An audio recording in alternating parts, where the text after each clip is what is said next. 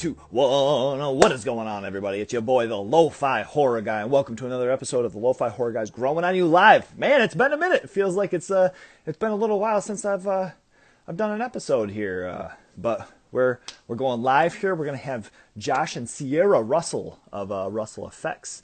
Let's see, or at least I believe it's gonna be both of them. It could be one, it could be the other. Who knows? But we're gonna get these guys on here, get them connected. Hey guys!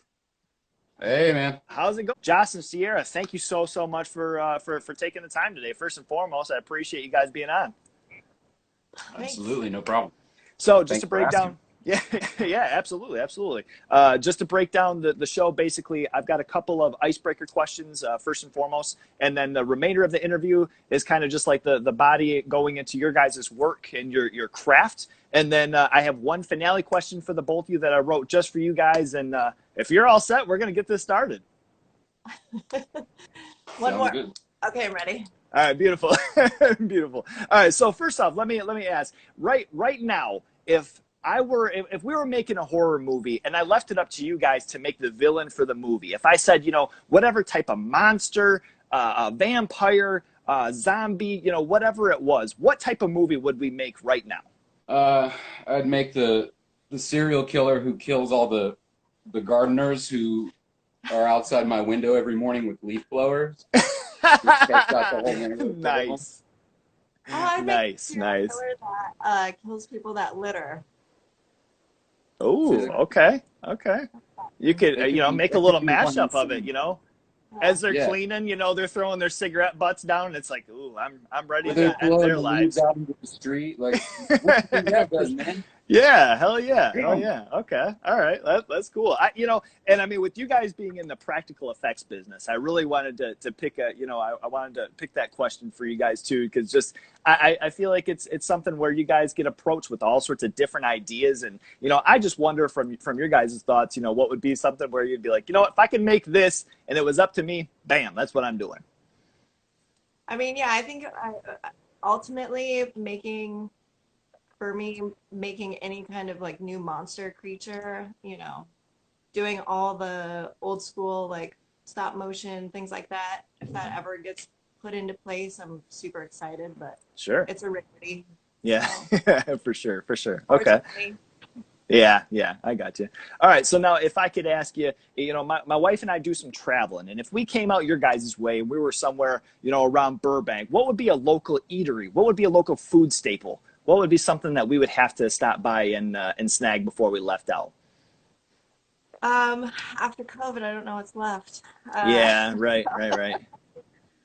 Maybe not even necessarily like currently, but some months back. Well, I mean, we're really close to downtown Burbank, which is really nice. A lot of really great little places. The funny part, I think, is anytime anyone comes to visit us, we can walk right down the street and we go to a Mexican restaurant called Barrigan's, where they know us very well. So okay. Margaritas and some, chips is the usual for us. Awesome. You mean LA specifically though? Because when you start talking about like place you got to eat, first thing I thought was that X marks the spot place in New Mexico that we stopped at.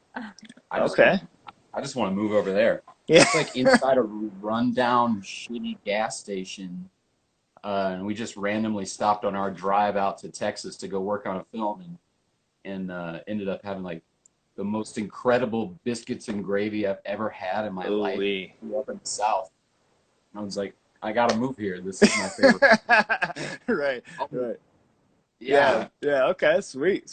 And that's kind of one of those things too, where it's like I like to, we like to do some traveling, and I like to hear firsthand from some people that kind of move different spots or have local spots, to them, where you could look up on Google, but asking somebody firsthand, I think gives a little bit of a difference as far as like, hey, you've got to check out this spot. It hits home.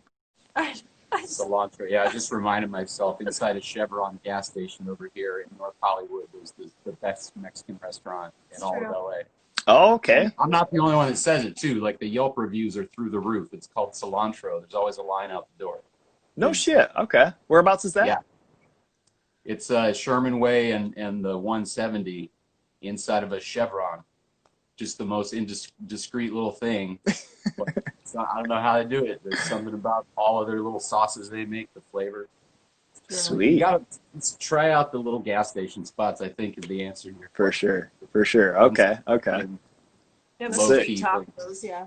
Yeah, yeah. So as far as your guys' interest with horror, you know, individually, where did it start for you guys as far as your horror origins? You know, when you were real young, maybe some things that first, you know, piqued your interest, first watches. I was pretty sheltered, so I always had to sneak stuff around, you know.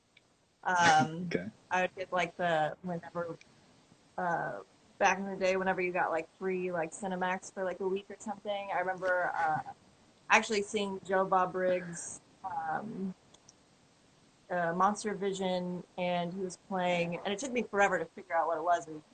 Motel Hell. Oh And I was like, yeah. Okay. what the hell is this? I have to, you know, because I turned on the TV, but I got in like way later. So I was like, what the hell is this movie, you know? Right. But for me, I mean, it was later in my years, probably like, I don't know, late teens, early 20s, something like that. You know, it was probably, I don't know, whatever it was before. And uh, Day of the Dead for me was what did it. I was like, Mm. how the hell did you do that? And how do I do that? Sure. Basically. Sure. So, Okay. All right, I Josh. think What about you? the earliest memories was Jaws. I became obsessed with Jaws at a young age and followed it up with Shark Week every year. Made me terrified of going to the beach. I still don't go in the water. Um, and then something I have this really strange memory of being super young. My grandpa actually loved horror movies, and he would just watch pay-per-view all the time. And I remember being at his house and seeing this jungle setting with some explorer people walking around who capture this crazy little beast and put it in a box, and somehow the guy gets bit by it on the arm, and the guy he's with quickly just chops his arm off, and then he looks bit off the other arm and chops that arm off, and he's just bit on the head.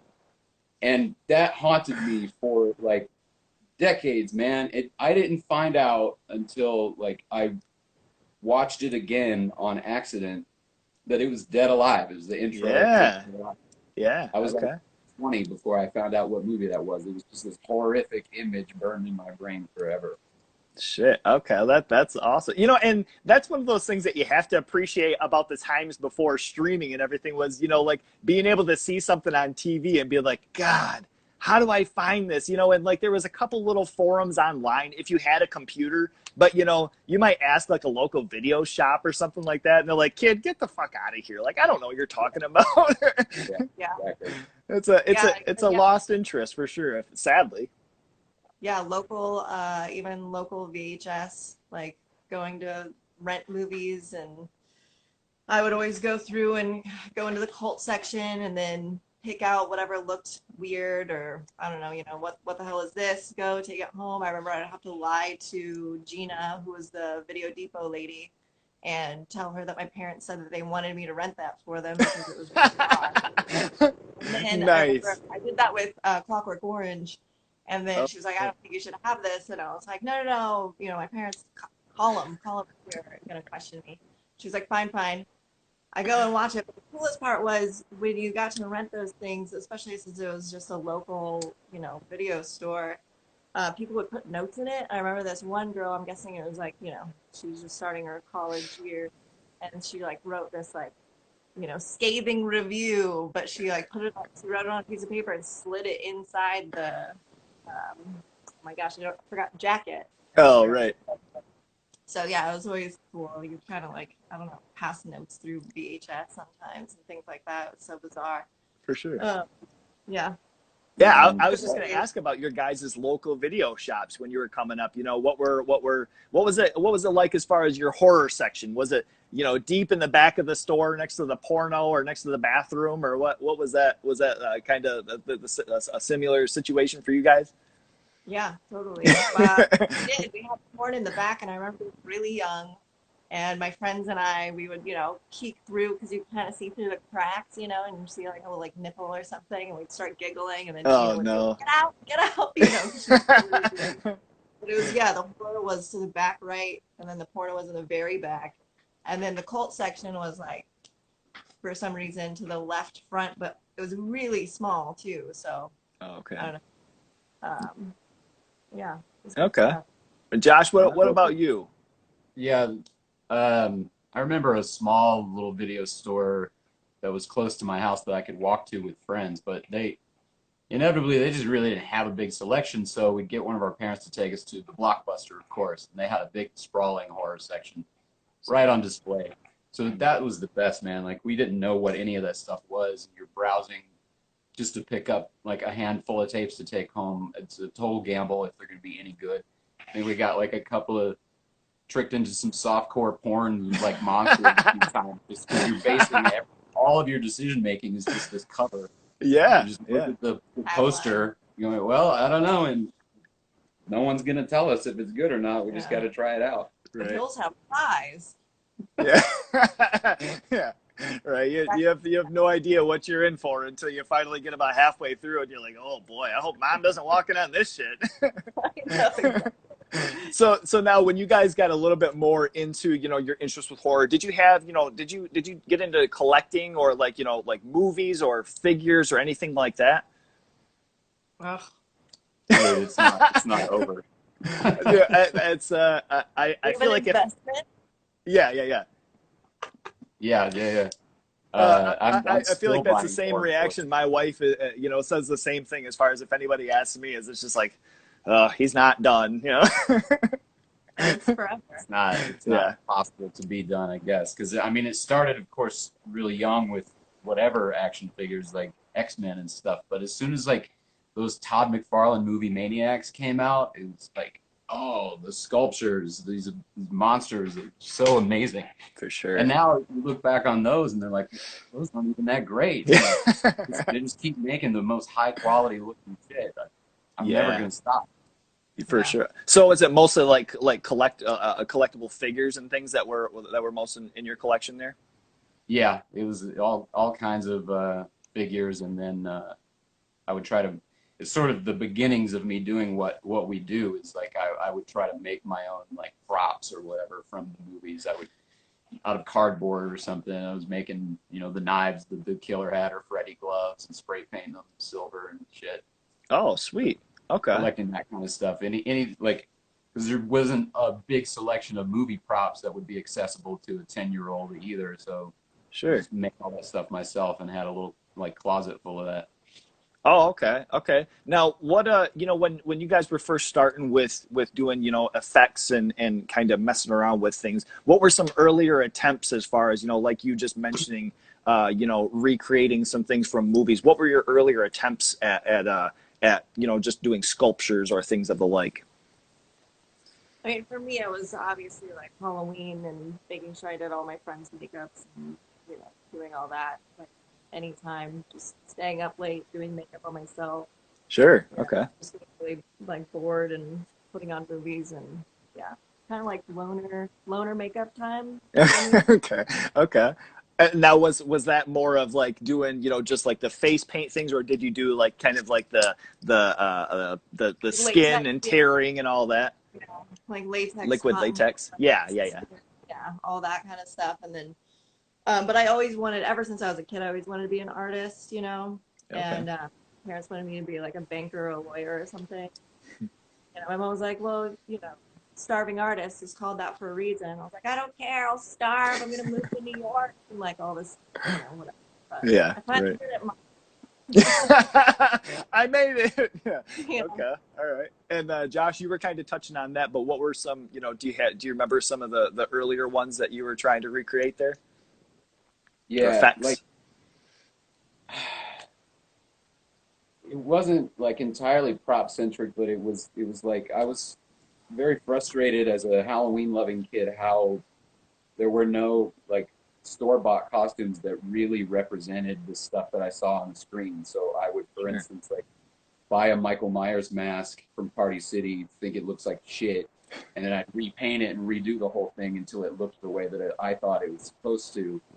Which, like, by the way, not done doing that shit either. Turn the camera around. Like, Sweetheart's Man, oh collection. man. There's Awesome. Michael That Myers rules. mask everywhere. I see the old Michael Yeah, Myers mask right there. Yeah, yeah, there's exactly. one, two, three, four, five. I think there's like five more in the other room. Oh Yeah. shit! Awesome. Okay, very cool. Yeah, I mean That's that like, that rules, and it's funny that you say that too, because even like my friends and I, when we were younger, we would mess around with making little horror movies or whatever. But I specifically remember one buddy of mine who it would just drive him almost crazy, where he would buy something from the store and automatically he'd start messing with it. It's like, dude, it's brand new. He's like, look, it doesn't look like how the movie does. I need to shape it a little bit more so it looks a little more authentic. I'm like, okay.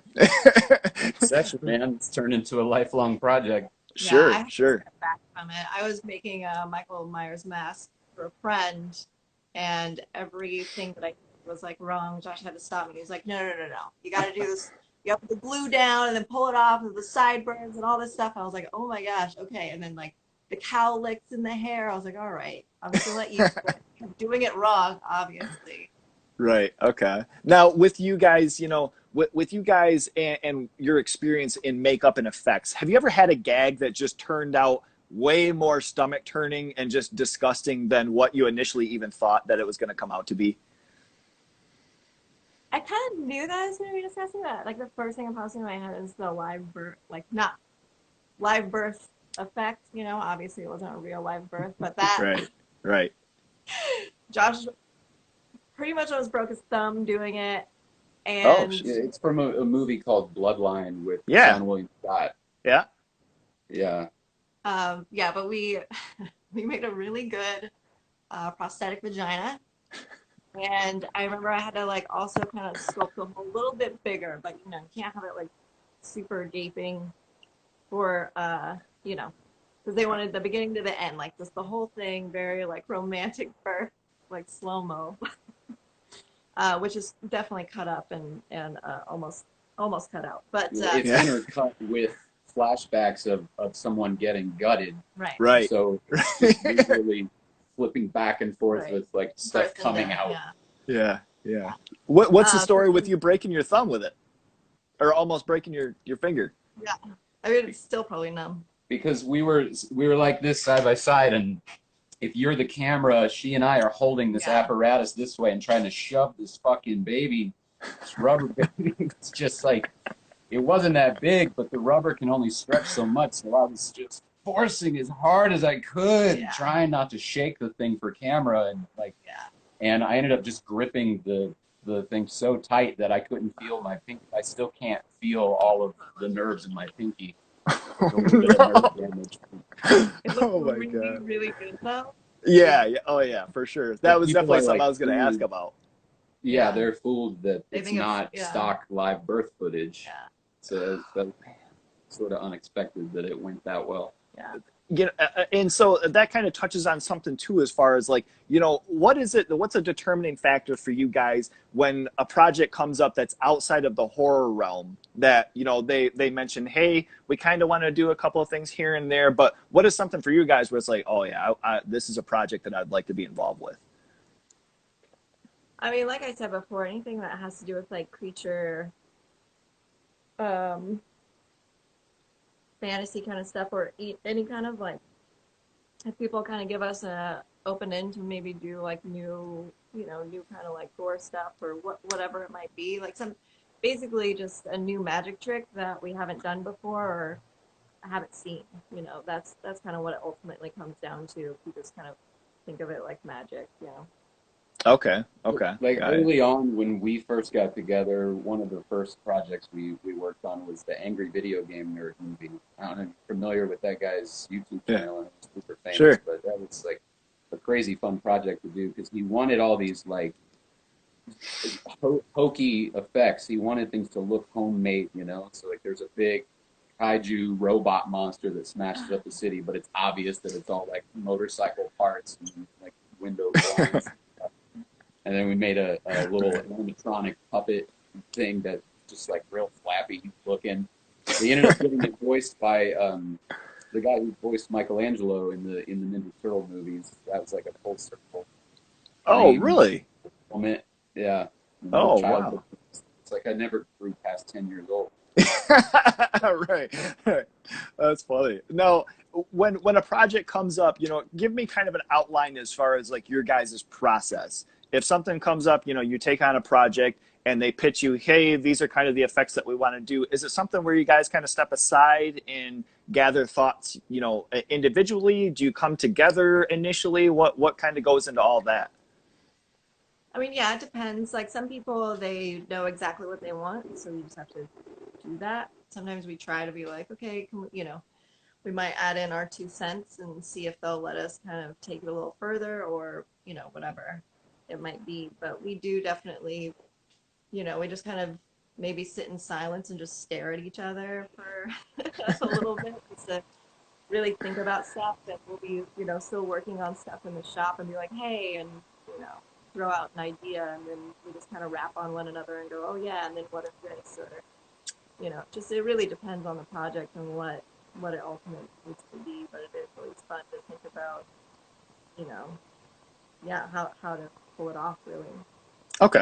All right. Got you. Now, and you guys' work has kind of, spanned a lot of horror things, but different genres of it. And I wanted to ask you guys specifically, individually. This is kind of like a three-part question here. I wanted to ask you, maybe even recently, some of your a favorite that has popped up in three different categories of horror. So, first of all, I guess we'll start with Sierra. A recent anthology horror movie. What has been something that has popped out to you as a favorite? Shit, I totally have an answer for that too. Um, oh my gosh. You never told us these questions before. I'm terrible when you put me on the spot like that. I'm like, Yeah. I mean, Tales from the Dark Side. I don't know, but Yeah. recent. You said recent, right? So I I, think like somewhat I mean, recent. even just a personal favorite to you. It doesn't have to be necessarily anything recent, but just something that you've always loved. I mean, yeah, I would say the gargoyles from Tales from the Dark Side. That's a. Why did you do this to me? How about Okay, we'll move on? How about yeah, Josh? have Josh. Say what? All What's your right. What's a anthology? favorite anthology movie? So touching on you guys in your work in Southbound, I wanted to ask about a personal favorite anthology to you. Uh, Creepshow 2. Oh yeah, absolutely. What would be what was the standout story for you out of that movie? The sludge and what's the The I don't raft. know the name of. Yeah, yeah, yeah. Yeah, yeah, for sure. Hell yeah. It's so good. It's so simple, but yet absolutely effective even to this day. I Totally. think it just strings back to my thing with water and like Yeah, for sure, fucking for sure. garbage bag floating toward you is gonna drag you under, you know. Uh, Yeah, for sure. All right, so now next, let me ask Sierra, how about a standout horror comedy to you? What would be a horror comedy that you've always loved? oh my God, you did it again. I'm just thinking of my favorite comedy. Um, I just went through this with my friend last night. She's like, "What should I watch?" Oh, okay, all right. I gave her well, no, because I gave her Tucker and Dale. Oh yeah, versus the evil. Uh, yeah, Sure. but yeah, it would probably be Evil Dead too. Oh yeah, yeah, You know, absolutely. Always a That's good more Army of selection. Darkness for me. when I was a kid, Army of Darkness, but like, That was the first one I saw. I just ran across it on TV on accident. Ooh, okay. But I'd never I heard of mean, Evil Dead, and I'd never seen the character Ash before. And just stumbled across the part where he's like showing his boomstick and telling all the primitives to get it back. And like, I was hooked to Right. find out what that was about then. right. Okay. So it comes down to like also the comedy horror actors, right? Because you could also all the badasses. I'm trying to think like Creep or not Creep Show, Jesus. Night of the Creeps.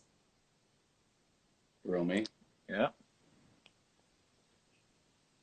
What's yours? I Man, know. there's tons of great ones, but like the first one that comes on the top of my head, and it's not so much even horror, but you got the old Return of the Killer Tomatoes. You guys ever watch that one? Oh yeah, it's Yeah. been Oh forever. man. I mean, is the Burbs? I guess does that still count? Yeah, for sure, for sure. Okay, all right, beautiful, love it. All right, now last but not least, and this one should be a little bit easier for you guys. A monster movie. What is a favorite? We'll even say other than The Thing. All right, because I've done some research. Okay. Obviously, Josh has the Thing tattoo. Which can I see that really quick? Oh, no.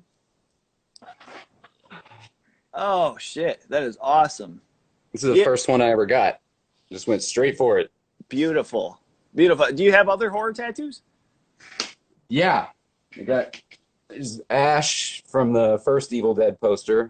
Oh Um, my god, that yeah, your rules. Michael Myers here. This is the best looking one. They were all done by the Oh same artist in damn. Atlanta, but he really knocked the Freddy out of the park. Hell yeah. Okay. Sick. How about Sierra? Do you have any? No. No. Okay. Beautiful. Josh, you were talking about your love for Jaws, and when my wife and I got married in Vegas, that was I've got a little bit of a horror sleeve going right here, but that was my first horror was this little Nice. simplistic Jaws piece there. You know what I'm I saying? love Nice. that. Love that one. I saw that when I was a little kid, and it ruined water for me as well. Long, long ago, 5 or 6 years old, and it fucked me up forever. Yeah. I couldn't take baths. Yeah. No, Oh, okay. I That, couldn't be in that's like any water by myself. I no don't know shit. why. Like kid brain is just like the bottom of the bathtub's gonna fall out, and I'm just gonna be in a tank of sharks. Some scale sharks, great whites specifically, are like Josh will always try to like get me to watch some video, and if it's underwater, I just know there's gonna be some shark that is gonna make me. He's made me scream so many times showing stupid shark videos. Oh yeah. Okay. All right. Yeah. My thing was we had a neighbor that had a swimming pool, and even to this day, I still talk to them and ask them if they remember this. I had to wear underwater goggles, not because to save my eyes, but literally, I thought if I went under the water, there'd be a shark under there that I couldn't see from the surface, and I'd be trembling, swimming in this damn thing. It wouldn't even be fun. Talking about this is giving me anxiety. Like honestly, the same thing, and I'm still that way. I just psych myself out still. Like if I'm in the ocean, I'm just like, oh, shark's coming. Right. Jump in the water. Great. So now something recently, and somebody kind of inspired me to ask. And I don't know how much you guys can talk about, but the Night House with David Bruckner. This is something you guys are involved in, correct? Yeah. What's new with this? Is there anything as far as like a release, or like I say, I'm not trying to pry or anything, but I haven't seen a whole lot on it, and just wondering as far as if there's anything recent that's come out about it. No, I think the best guess there is because that got sold right out of Sundance just weeks before the whole pandemic hit hard. Oh, okay. So my best guess about it is just that the studio's kind of biding their time to see how the rollout is going to go with movie going right now. Because Okay. it's still some fucked. Theaters aren't open hardly anywhere. You're basically limited to drive-ins, and box offices are going to be way down no matter what. Yeah. So it's pretty. I got to imagine it's terrifying to put a new release out right now and feel like your numbers are so dependent on what you're going to be able to do next. Yeah, for So sure, for sure. I've it's talked to some people that have been a part of the film festivals and different things, and they say, it kind of benefits and hurts because, with having the virtual audiences, you have a lot more people initially watching, but you don't get that experience of being in the theater and different things. So I'm sure it kind of, there's pluses and minuses with everything going on. yeah, yeah. Who Um, knows, man? Yeah. Okay. Okay. Yeah. It's I not just for wanted to ask because there's not a whole lot about it, and I Well, knew that there was something recent you guys had going on, so I didn't know it what you. hasn't. You know, if it helps answer the question, like it's not like it's disappeared and it's not going to come out or something. Okay. It's Right. just I know after Sundance it got picked up by Fox Searchlight or Disney Searchlight from there, and it had to go into getting some tweaks done and went back into some editing and finishing. So it's been Okay. doing that for a little while, and then I think they're just trying to figure out the release strategy for it. Okay. All right. Got you. as far as kind of getting back into the makeup and practical effects, you guys have mentioned in interviews, listening to you guys speak on different movies with Southbound and having the effect, where they're doing the surgery and you didn't want to see the girl's body right underneath the table and such. Have there been other effects recently? I know you mentioned too with Bloodline, but have there been other effects recently that have been, pretty difficult, but ultimately ended up, panning out in the end, and you were glad that you took that route? Man, I know. it's hard to jar our memory here because we are back to work, but it's only just in the last 3 or 4 weeks that we've started getting back into the groove after 5 or 6 months of chilling out on the couch. So I don't even remember some of our recent projects pre-quarantine. Yeah, we were pretty slammed. I mean, most of our we do bodies for NCIS, so sometimes those are fun. But they're not really challenging. They're not challenging. They are pieces. Nobody saw that one experience. They're like, we'll give you a challenge. Yeah, the time frame. The time frame is Sure. Okay. what do we have? I guess VFW with the spoiler alert. Oh yeah, that's pretty good. Oh. VFW yet? Yeah. Oh yeah. Yep. So when That's she gets over on the shelf. spear through her head, that was a lot of fun. That was a real good one. We were trying to, and I think we could have done it, but it was just also time frame and setups and everything. Dora was awesome. Luckily, she's super yogi, so she could be in a very uncomfortable position for a long time. But we really wanted to. We get a little bit of it, but we really wanted to kind of make that look with her real body to make it look like her head slid down a little bit from the wall. So we did a little bit of that, but not as much as we really wanted to get. But that was a good one. That was a fun one to do. But if anyone who doesn't know what we're talking about, it's getting a flagpole shoved through this girl's body. Yeah. And in two different ways. Yeah. There's a few different angles on it, and then there's a fake head angle, but it's all practical. There's no interfering with CG on that. Oh, really? Us the first time we saw it, yeah, I thought edited together, we were we had to blink and rewind. It was wait, it's all there. It's all real. Yeah. So it was pretty satisfying. Wow. Yeah. That was the same with Southbound. They just had to VFX her blinking because she blinked a couple times because she had to keep her eyes open for so long. So. Oh, okay. Okay. Yeah, I was just gonna mention too, as far as you guys' work with Joe Begos, that dude is putting out some pretty solid stuff as well. VFW was the most recent, but Bliss as well. How did you guys get involved with him? I think just the horror community, we're friends with all those friends, and it was one of those where Joe's he's not always the easiest to approach. So we just kind of stay. I'm always such an asshole. No, simpler version of the story is that Joe had been going back to Rhode Island, his hometown, to make all of his movies, and then we decided to make Bliss here. We were already good friends with him, so that's how we got into the mix. But prior to that, we had been working with his other friends. Graham Skipper, we did a movie with him called Sequence Break. Yeah. Obviously, Graham Skipper is part of the Joe Begos clan. Mm-hmm. Josh Ethier directed a short. We did his effect for it. We've just been around those guys, very the horror bar kids for a good 7 or 8 years out here. So, yeah. Oh, okay. We all work on each other's projects. Yeah, for sure. Now, recently, I had on the Boxleitner brothers, Sam and Lee, on the show here, and you guys worked on Rupert. Tell me a little bit about your involvement with that, and specifically the eye gag, the old key in the eye for a spoiler. How did that all come about? First of all, love the Boxleitner brothers. Miss them. Yeah, we met Sam where he was acting in a Friends movie, and just became friends with him. So he just popped up out of nowhere and said, "Hey guys, me and my brother are gonna make this thing," and just wanted to talk about it. And they kind of knew everything that they wanted to do with it straight away. They had a strong vision for it. I don't think we brought anything to the table in terms of like new ideas on how to do the gags. Yeah. Oh, okay. The key in the eye thing was it was always in the script, and we just had to since we weren't going to be able to build like a fake head or anything like that. We just had to talk them through like the way to cut into it, you know. So you see the movement, and then cut to the prosthetic that's glued onto his face, and we had to make a very thin little vacuum formed piece with a fake. I think we fake made the key. Yeah. They Oh, brought okay. us the keychain that had a little dangling eyeball, just to like, you know, an That's obvious fun, little fine eyeball Great. keychain. So Yeah, um, right. I thought it looked great in the end. Yeah. They're really Yeah, smart. hell They yeah. know, they know their horror stuff. They've kind of been around it since they were kids, with Hmm.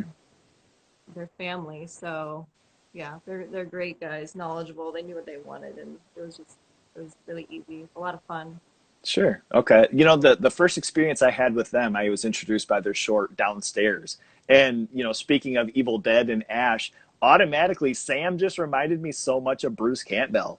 Like he just had this like cocky little arrogance to him and, just like this little chip on his shoulder. And it was so funny though. I mean, like that guy, like those, both of them were absolutely awesome. And I was so happy to have them on the show because those were really stand up cats. And Yeah. Rupert was absolutely awesome. Did you guys have any involvement with anything of the other? Because I think it's going to be like an anthology movie. It Yeah. had been planned that way for a long time. Yeah. We've been dying to get back with them on Yeah. something. I know they've had to just because they can't sit still. They've made a few more things without us because they didn't need any real effects stuff. But they're always looking for ways to get us back in the fold. And I think at one point the idea it was an anthology movie, but then it was maybe going to turn into an anthology TV series that they wanted to pitch around. All of it Okay. down to the ideas.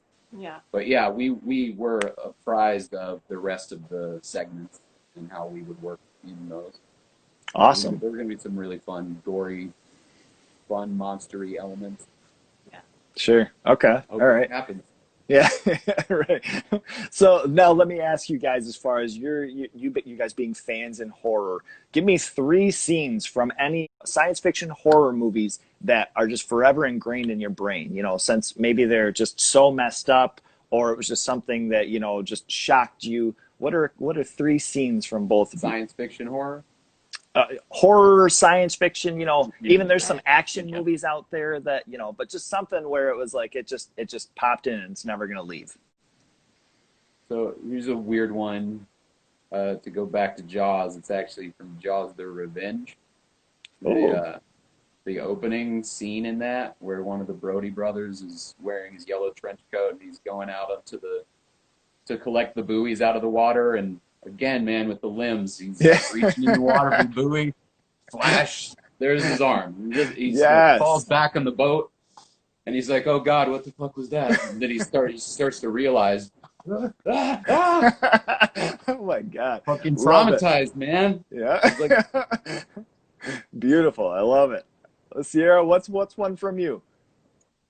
The like kind of bird's eye when in Werewolf in London when he's looking down the escalator and the wolf is like creeping into frame from top of frame, but he's like looking down. Still Yes. super eerie and horrifying.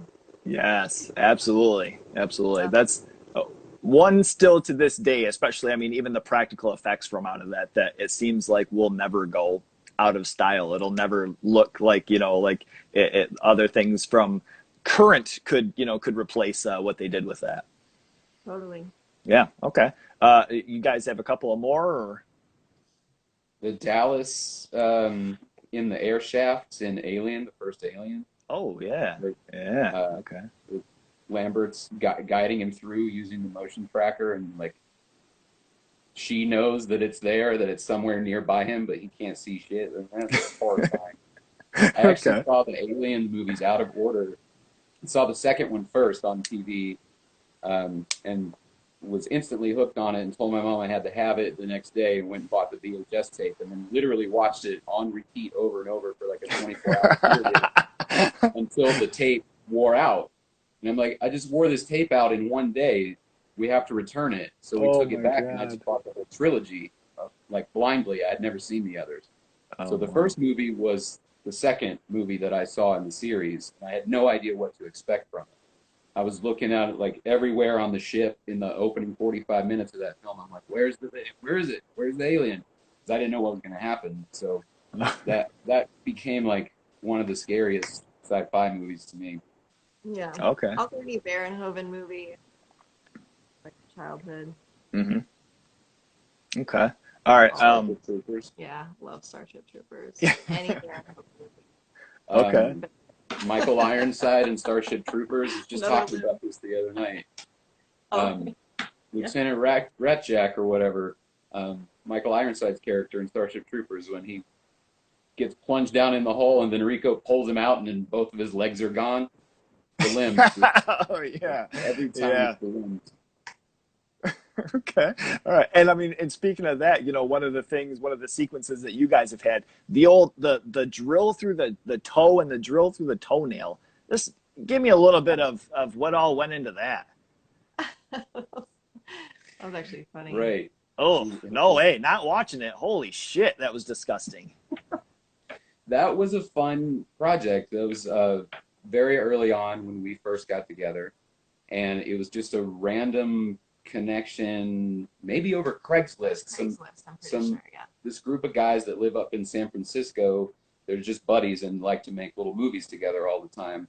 And they had already, it's called Dead Right 2 is the one that you're referring to. Mm-hmm. They had already made the first one, Dead Right 1, and they're like, we want to make the second one, but we want to hire some professionals to come and like amp up the juice on this stuff.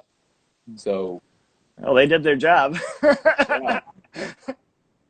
I think that we did all kinds of crazy effects in that thing. It's about 20 minutes or so, but it's just jam packed, full of makeups and gory blood splatter. The toe is probably the biggest thing for sure. I know.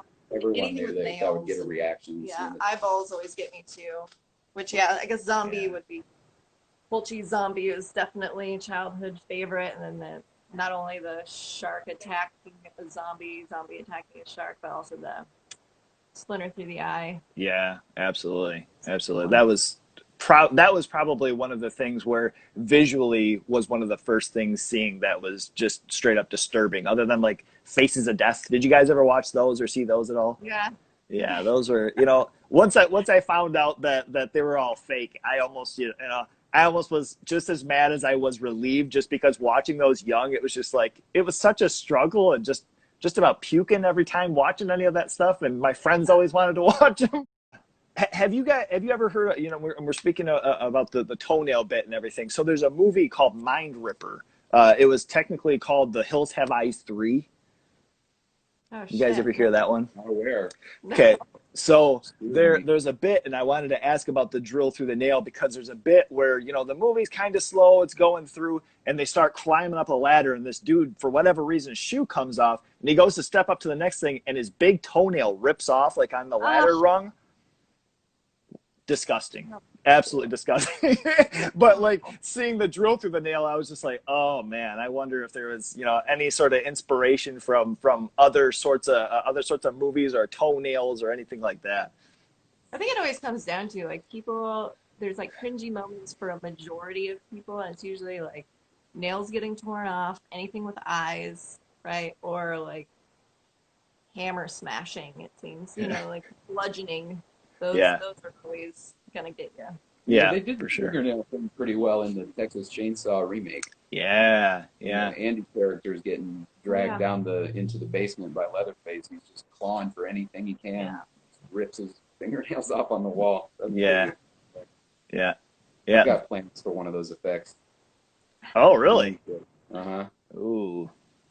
All right. I got a scene in mind where a monster is going to kill a guy, but I think the fingernail part is going to be the most hard to watch. The monster part will be easy. Oh boy!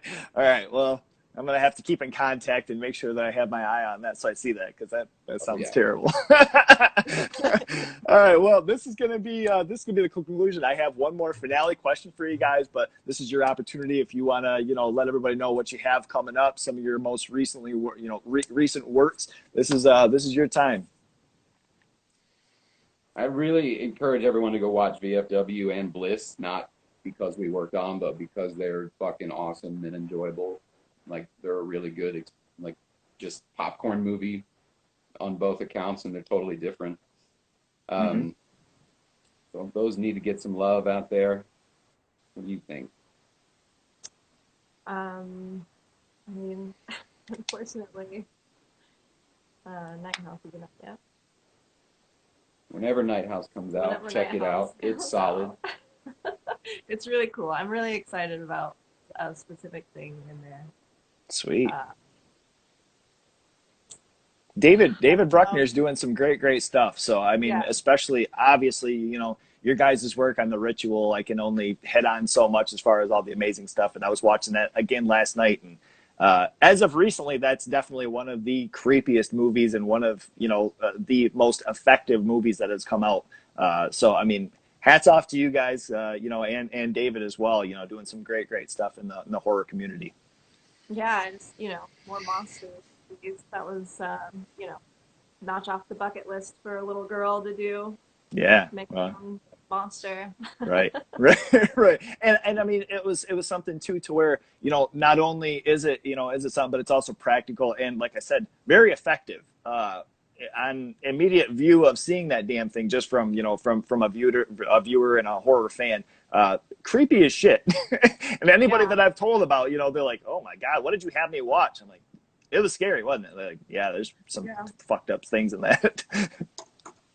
We just We knew how to did put it together. we right before the shutdown, we finished filming another movie where we got to collaborate with the 2D designer who worked with us designing that ritual monster. So we got to do another monster with him, and Oh that's going to god. premiere at the Venice Film Festival called The Old Ways, and then we'll see what Oh happens after no. that. Damn, no shit. I didn't know you guys were involved with that. Yeah, dude. Wow. Okay. That's. Are they doing a virtual thing, or is that just like an actual in-house theater? I No. actually don't know. We haven't Oh, gotten the word on that yet. man. Hopefully we can go. It's also going to play at Sitges. Oh, really? Okay. Sweet, man. Yeah, I had no idea that you guys were involved with that. I've been hearing a lot of stuff about that. That's gonna be sweet. Yeah. Awesome. Yeah.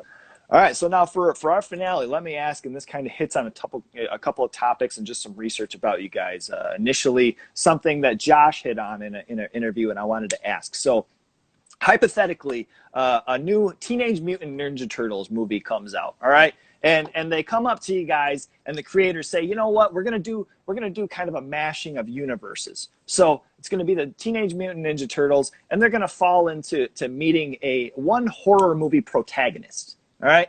So they join up forces, kind of like a Casey Jones type thing, and they have to take on three horror movie villains from any movie. Who's the protagonist, and what are the villains that they're taking on? Oh my god. God damn. All right. Okay. And hopefully this comes true and you're involved. I mean, it would have to be Bruce Campbell. It Yes. seems like a good fit, right? It's got Yes. to be Ash versus who? Who are those turtles gonna want to take down with him? I'll tell you, I loved listening when you had mentioned Josh as far as the original old, you know, Teenage Mutant Ninja Turtles. Because God, I wish that they would come back and they would have something like that. Because having Jim Henson Company and involved with that was such a cool thing and dear to my heart too. And hearing you talking about that, I was like, oh shit, that'd be awesome Yeah, to have some man. sort of mashup. I I know. think it would be cool because then you could actually. I love Chud, but you could make those cannibalistic humanoid underground Oh my below God, predators. It And would be then good for the turtles to fight with humanoids Ash. from the deep. dude. And do we even fuck with Creature from the Black Lagoon? I kind of don't want to. I I don't know. feel I was like gonna go that's Brundlefly. Brundlefly. That's good. Oh my God, Keep it dirty and underground. man. I I And that's a I I great hope idea. that I hope that somebody that has a more creative mind than me actually pitches this and gets this made and has you guys on board, because that would be so fucking awesome. That'd be so great, Yeah. guys. Josh, Sierra, thank you guys so much. I really appreciate having you on. I appreciate your time, and I look forward to all the stuff that you guys have coming up. Yeah, Thanks for man. having us on. It was Absolutely. great talking. Not a problem. Thank you so much. Lo-Fi Horror Guy, RussellFX. Check out all their stuff, IMDb. Check out their Instagram. Where can you find you guys on social media? Well, the Instagram account here is probably best for Yeah. displaying our work. Okay. We're really bad at social media. We don't have like do a it. company Facebook or anything. I think Yeah. this is the one. We're not even on I Twitter, made- man. I just don't know what to do with it. I made Me a either. company Facebook like over 5 years ago, and I never did anything with it. It's Okay, just like a- You have a website though as well, though, correct? Is that just Yeah. RussellFX.com? That's Yeah. it. Beautiful. All right. Thank you so much. I appreciate it. This is our time. You guys stay safe. All right. Thanks, All right. you too. Thanks, All Eric. right. Yep. Take care. Bye-bye. He's a lo-fi horror guy. Yeah, he's kind of a guy, but he is so lo-fi, a horror guy. Yeah.